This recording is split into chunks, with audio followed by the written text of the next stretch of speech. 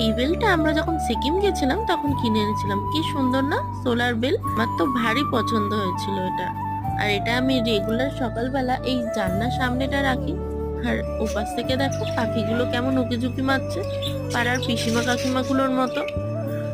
দেখতে হবে ওদের যে কি হচ্ছে না হচ্ছে, বাইরের কি হচ্ছে সেটা দেখার জন্য খুব ব্যস্ত।